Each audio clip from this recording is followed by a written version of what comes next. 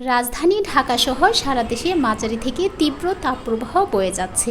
দেশজুড়ে জারি করা হয়েছে হিট অ্যালার্ট। দুর্ভোগ এড়াতে স্কুল কলেজ বন্ধ ঘোষণা করেছে সরকার।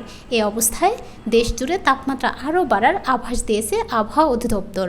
শুধু তাই নয়, আগামী 5 দিনও তাপমাত্রা কমার কোনো সম্ভাবনা নেই।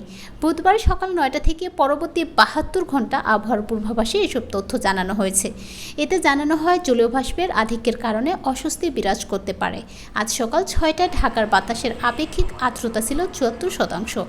বুধবার সকাল 9টা থেকে পরবর্তী 24 ঘন্টা আবহাওয়ার পূর্বাভাসে জানিয়েছে, রাজশাহী, পাবনা, খুলনা, বাগেরহাট, যশোর ও পটুয়াখালী জেলাগুলোর উপর দিয়ে তীব্র তাপপ্রবাহ বয়ে যাচ্ছে।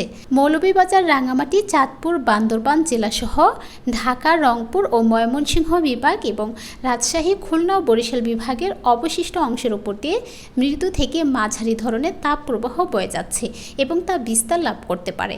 তাপমাত্রা নিয়ে নতুন দুঃসংবাদ আবহাওয়া অফিসের। তাপমাত্রার বিষয়ে বলা হয়েছে, সারা দেশে দিনের তাপমাত্রা সামান্য বৃদ্ধি পেতে পারে এবং রাতের তাপমাত্রা সামান্য হ্রাস পেতে পারে। জলীয় বাষ্পের আধিক্যের কারণে অস্বস্তি বিরাজ করতে পারে। বৃষ্টিপাতে বলা হয়েছে, সিলেট বিভাগের 2-1 জায়গায় অস্থায়ীভাবে দমকা, জড়ো হাওয়া সহ বৃষ্টি, বজ্রসহ বৃষ্টি হতে পারে। সেই সঙ্গে কোথাও কোথাও বিক্ষিপ্তভাবে শিলাবৃষ্টি হতে পারে। এছাড়াও দেশের অন্যত্র অস্থায়ীভাবে আংশিক মেঘলা আকাশ সহ আবহাওয়া প্রধানত শুষ্ক থাকতে পারে।